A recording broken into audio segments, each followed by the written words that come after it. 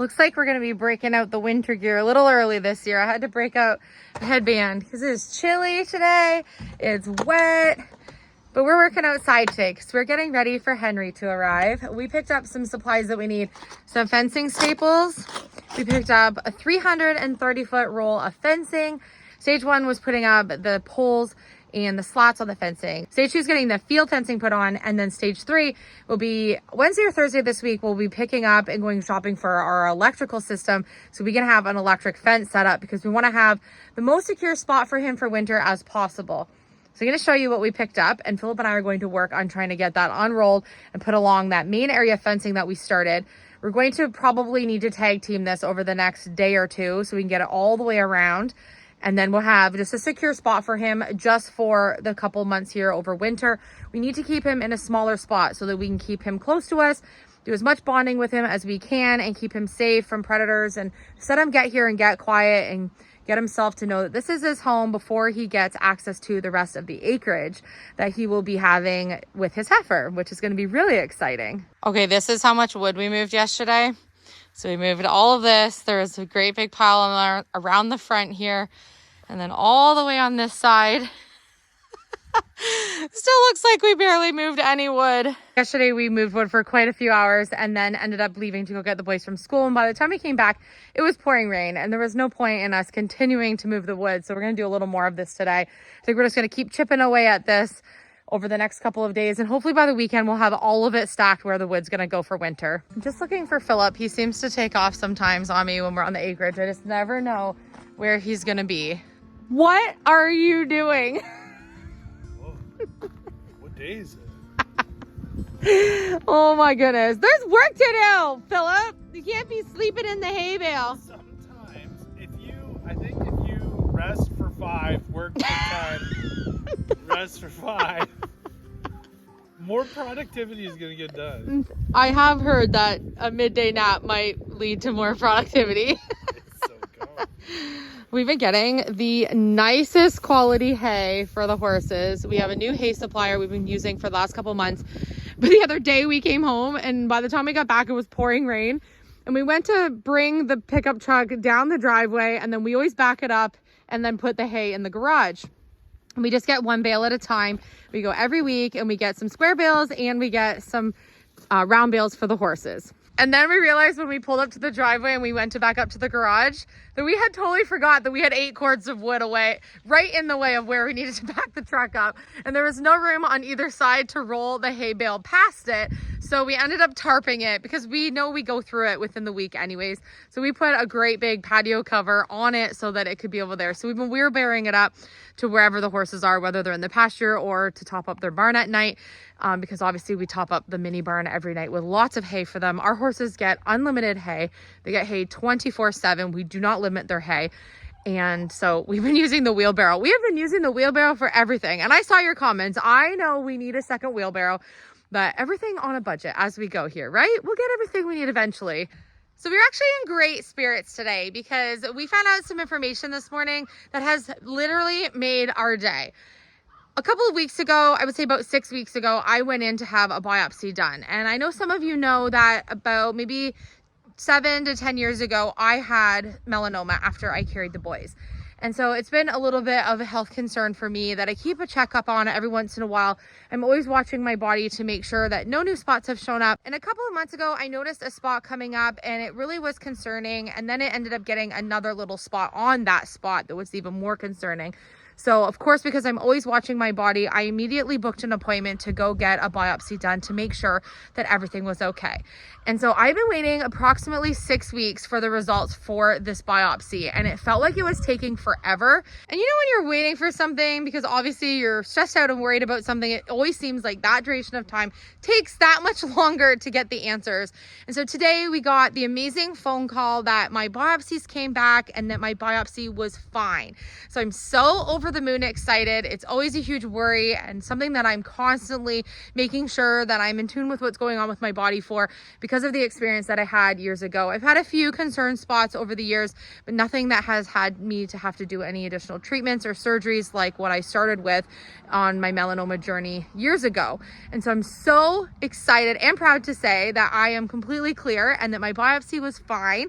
So I can get that out of my head, get those worries off my shoulder, and move on with everything exciting that we have going up. Today, this is the section that we are going to be putting the field fencing on, and it's going to go all the way through and wrap around through the woods. We're going to show you back around that spot there, and then it's going to go back behind all the way around behind some wooded areas, and then meet up with the corner of the pig area over there.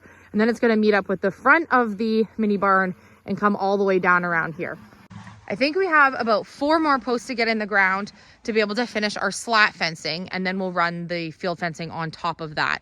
This is just going to give us the best secure area for him in the meantime while he gets adjusted to being here on our homestead. One of our commenters was asking if we were neglecting our greenhouse because all of the paint is coming off of the greenhouse. Welcome to Nova Scotia. Anything you paint after one season will end up like this.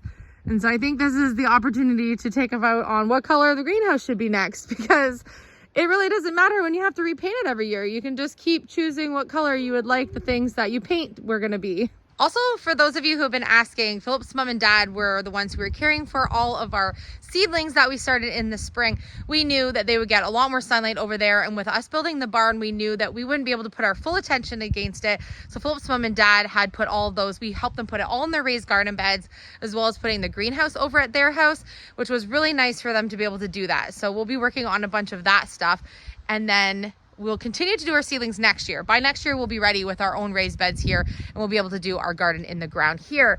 Now that we kind of know where things are going to be, we'll be able to plan for that. We'll probably build them in the early spring indoors, like in the garage or something, so that as soon as weather permits, which is much later here in Nova Scotia, we'll be able to carry them out and then get dirt dropped off. We want to get top-notch soil. I think that's going to be the key to success for us having all of our own veggies and everything here on this property. They get so much more sun down at mom and dad's because it's completely open. So it's going to be key for us to make sure our raised beds are in a prime sun location. The greenhouse right here is really in a beautiful sunny spot. Our orchard hill would be great for us to be able to build in some raised beds, and then we want to get really, really good soil so that we can have the best success with the garden. So we're pretty excited about that. I know winter's just about to come, so I don't know why I'm even thinking about the garden right now, but I think I'm always thinking about the garden and really just making sure that we're utilizing all of our square footage here to have the best success on like creating all of our own everything we can. But we've been working on so many things. It's impossible to do it all at one time. You have to do things in increments if you're going to get anything accomplished. It's just impossible with how many hours are in the day to be able to do everything you want to do all at once. I like to think that I have superpowers and that I can work on a million things at one time. But the reality is that something like a garden needs your absolute full attention if it's going to be a success, especially when you're in a more difficult growing conditioned area like we live in, with high winds and storms and predators and garden munchers. I guess is a better word than predators, garden predators. And we need to make sure we have probably a small fence around, maybe even a small electrical wire to keep some of those little critters out. We have a lot to do for infrastructure to have raised garden beds over here, even more so than over at Philip's mom and dad's. They get a lot less creatures over there who would eat up the garden. Okay, this was the vanity sink that came out of our bathroom originally. Look at how beautiful this sink is. I had just brought it rain this morning, so I have some water in it. But we brought this outside because we obviously were getting rid of the vanity that was crumbling. So that went to firewood. But this is the gorgeous little sink. So I thought this could be a cute little potting sink. But if you have any other creative ideas on how I can use this, I don't know how old this is. This is, see if it has a year on it. Don't think so. But that's what it says on the side. And look at this beautiful pattern on the inside. So I'm going to tuck this away in the greenhouse. I'm going to dry it up, tuck it away, and then think if we can think of a creative idea for how I can use this outside, because I don't really need a sink or a project for this inside. I don't really have room, but definitely an outdoor project would be really cute with this. Look at the beautiful pattern. There was just some paint chips in it, but it cleans up really nicely. It's gorgeous. So while I was waiting for Philip to go pick up the field fencing out of the back of the truck, it's pretty heavy, so he's doing that for me. and bringing it over for us to work in this area, I just thought of a really good idea. I was trying to think, because we want to have as much water access for cattle as possible, at least to start. We're going to be doing some stuff around the back of the property. But to start for now, I want to have a really easy access point for us, not only to fill water that's pretty close to the house, but also rainwater if possible. We have a spare rain barrel. So what we're going to do, I just thought this would be a really good idea. We have an ease trough on the side of the house here, right where we're working on this fencing. So I think I'm going to route this so that it will go into the rain barrel, and then we'll have the rain barrel on a bit of a platform, and then we'll be able to have it go into the cattle trough. So I'm going to show you what I'm talking about. On this side of the house here, we have this rain gutter that goes all the way down. So my thought is if I have a platform over here that the big rain barrel can go on, I can route this into the rain barrel, and then I'll be able to fill up a trough for water for our cattle right here that's close to this main area. Again, we're gonna have another water feature somewhere else, but I want to have one that's close that we could fill up with a hose if we absolutely had to. We personally like to give some temperatured water in the winter time. We always use the water from the well that comes from the house to fill up all of our water troughs in the winter time. I'm okay with the fact that the water gets cold, but I know personally that I would like the water to be a little bit temperature controlled, especially if we need to completely thaw out or clean out barrels. I need to make sure that from the house close enough with our 100 to 200 foot length of hose that we can get to where we need to. I just want to cover all my bases always with being able to have accessibility for water for all of the animals. You never know what will happen. And so I never want to leave myself in a situation where I'm relying only on being able to pump water, say from the ground out back into troughs, or rainwater barrels that are far from. If we can't get to those areas because of storms, weather, huge, massive snowfalls, things like that, especially in the cold months, I want to make sure that I can get to these as close and accessible to these areas that the animals will be housed in as possible. It's just like that pre-thinking that's going to help us tremendously over the next however many years. So we plan on staying here forever. So I think I'm going to just drive around. Yeah, go all the way around. I don't think you're going to get in on this side. We've kind of fenced it for now. It's our first set of field fencing for Henry. We got a really good price on the field fencing. When you go to the feed shop, would probably have been around $350 plus tax to have a 330 foot roll at 4 feet. And we were able to get it for $200 plus tax. So we saved on that. Gentleman, our marketplace, buys it wholesale and then he resells it. It's brand new fencing. So it was the same we would have got from the feed shop, and we got a really good price. So we're trying to do everything on the homestead, like I've mentioned before, on a budget, and just be really thrifty with the things that we buy. Only buy what we need, and then be able to leave ourselves some emergency budget for things that, as we're learning as we go, because obviously we are first generation doing all of these projects on this homestead, and none of us grew up on a farm.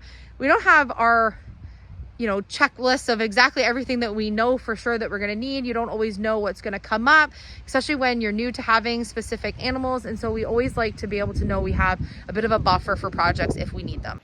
One of these sections will be a gate at some point, but we're not going to worry about building gates today or this week before Henry comes. We're going to have our gate over by the mini barn, access to get in, where the livestock trailer will back up. But we need to make sure that we have access to get here, because Philip just had to go all the way around the property and then back in to this side with the fencing. And we want to be able to just come up the hill and come through here if we need to. So for right now, today I can sneak through this spot that we are clearing the trees out of. But by the end of today, this will not be a sneaky path to get in anymore, because there'll be fencing there. Maybe putting the wood... I think maybe putting the wood here was a bad idea. The only spot for it to go. It was the only spot. It was the closest spot to putting it and moving it to where it's going to go. Everyone said we need gloves to do fencing and to move wood. I say I can't move anything when I have gloves on, because they never fit me just right. They're either a little bit too big or... There are some nice leather gloves that you can get. It's just because you're going to cut yourself. Or you're going to get splinters. Okay. We do. Well, if anyone has any they want to recommend, we'll add it to our needs list.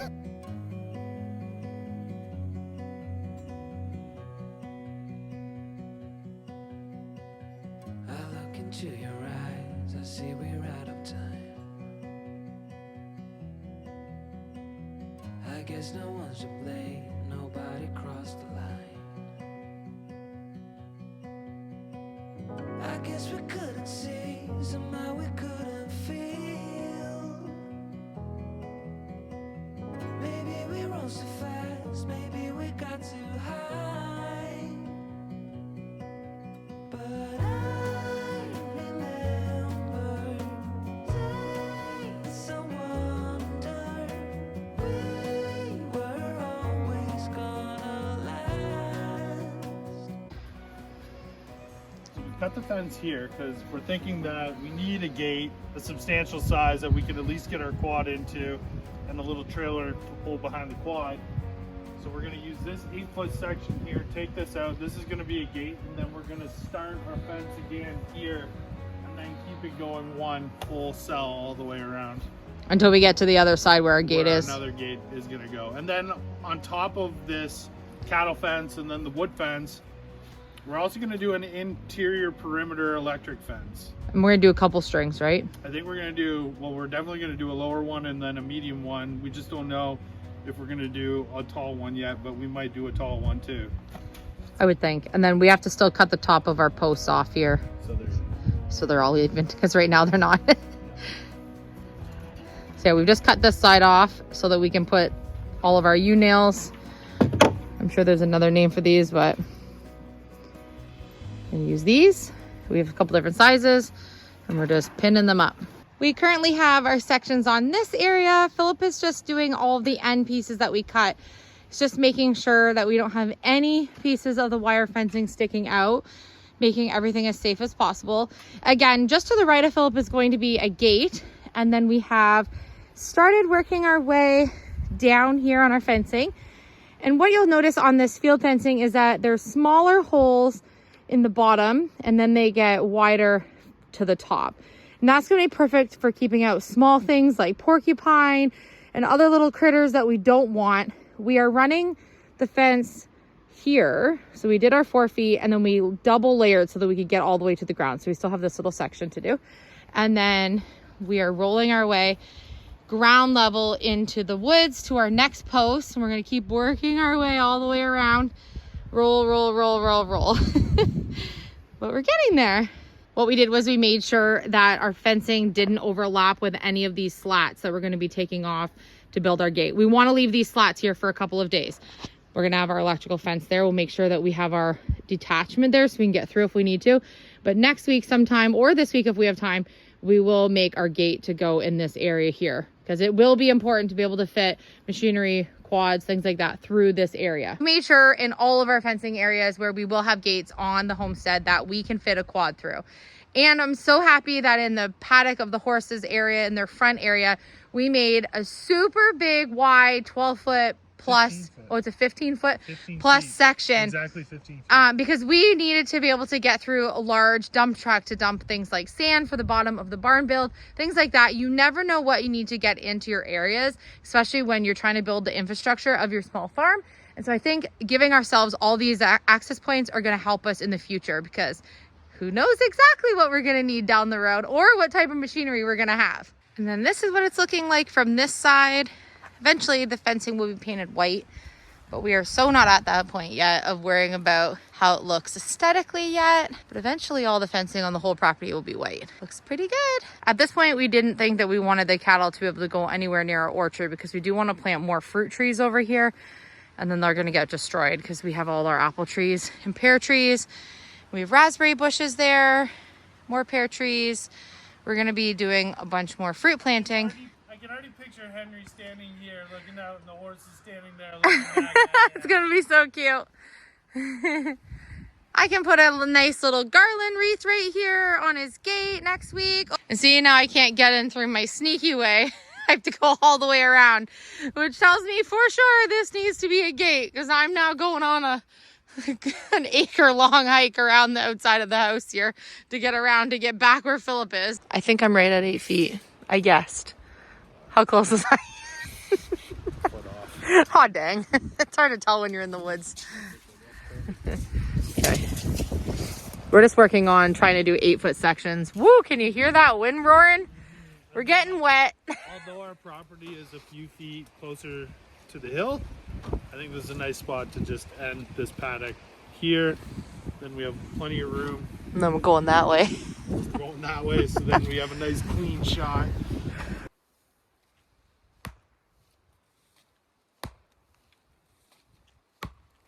This is buying an abandoned acreage life. You're constantly finding things that you need to clean up. So much of this fencing is still in the woods. I'm finding tons of groupings of it that I'm pulling out right now so we can burn it all. I know you've seen a lot of the cleanup that we've done over the past couple of years owning the property, like in the woods, broken glass, pieces of old fencing, just barbed wire, all kinds of things that they had that they just disposed of from the farm that would have been here 100 years ago. But it's amazing how much cleanup we've done and how much we still find. And we're still working our way through. See all the down fencing? This is what I'm pulling out. This is where I'm finding all the pieces. This whole perimeter here that goes along the edge of our property all the way down and around. Yesterday I got all over here, all behind there, all cleaned up, and today and now I'm working on here.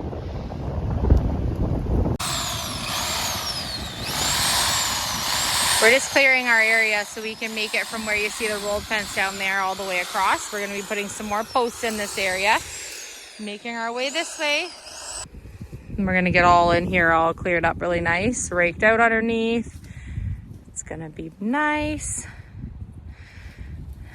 We just need a 500-foot extension cord. And we do have a chainsaw. Those of you who are asking, we do have a chainsaw. Our chainsaw needs to go in for repair, so we're working with what we got right now. I know it's hard to believe, but it is 3:35 on Tuesday. It's pouring rain and windy, but that's irrelevant at this point. But it's already getting darker in the evenings by about 5 o'clock because it's dark. And of course, today, again, was another rainy, kind of gloomy day. Not gloomy like for us, but gloomy weather. And so our days are cut short for how much work we can get done. But I want to show you how much we did get finished today. Tomorrow is obviously another day for us to get preparations done. Between preparing for winter, like real winter, true winter to roll in, which we do have some time, and preparing for Henry and everything else that we're working on, we just wish there was more hours in the day. But I'm going to show you where we got to today. Philip and I did pretty good, and we are going to have the boys home for a long weekend this weekend coming up, which will be so lovely. Again, we'll have another weekend where we'll be all four hands on deck, which we'll show you. But we did pretty good today, considering it was windy and cold and rainy. I want to show you. So we have this section here. We have all of the field fencing on. This is going to be our gate. So we have no field fencing on there. And then we have field fencing here. We doubled up over here to make sure that we could get right down to the ground because our slats between them were 4 feet. So we extended there. And then I'll show you. We have fencing back. Oh, we got stuck to a tree. My sweater got hooked. We go through here and we put up some more posts here. All the tops need to be cut again. We used a 4x4 here. You're not going to see behind what posts what we've used anyways. And then we went along the trees here, which we will cut off as posts when we get to that point. And we made it over here again. This one's tucked behind, and then this one will be visible, so we made it so it matched the rest of the posts. We're trying to not go buy a whole bunch of these round posts. We did have a few already on property, but this is where we ended off. So I would say that right now we are about 30% around the distance that we're going to be doing for just our front little area. It's important for us to have this front area for the first couple of months and first couple of weeks while he's here. And then he'll be able to go to the rest of the fencing that's back behind. We have acreage behind where we have the woods here. It extends this way, and then back in a far corner where we've never even taken you on the far side here on the left, back behind our property. And then we have more acreage on the far right side, and then we have stuff at the back. So he's gonna have quite a big area when we get to that point. But like I mentioned, it's really important that he's close by us for the first couple of weeks, get to know us, and then he can have more space. I'm going to go in and make some hot chocolate for everyone, and then we'll be back tomorrow with another episode. I'm loving having our daily episodes. I hope you are too. Let me know in the comments section if you like seeing us every day, no matter what we're working on. We don't want to miss you guys throughout the day, and so I think it's really fun to have our daily episodes, which is what we're aiming for. So let us know if you're enjoying the daily content. Thank you so much always for all of the support on all of our videos. It's because of you guys that we get to make these videos, and that I'm here today working on my farm and doing all the things that I want to do. Don't forget that you can go on and purchase the December Create With Me kits. And also, this is the last couple of days to order the Give the Gift of DIY, which are like a smaller DIY kit for Christmas. And of course, they're both holiday themed because it's December. So go on, if you'd like to support our channel, you can order a kit. I love you, and I will see you on tomorrow's video.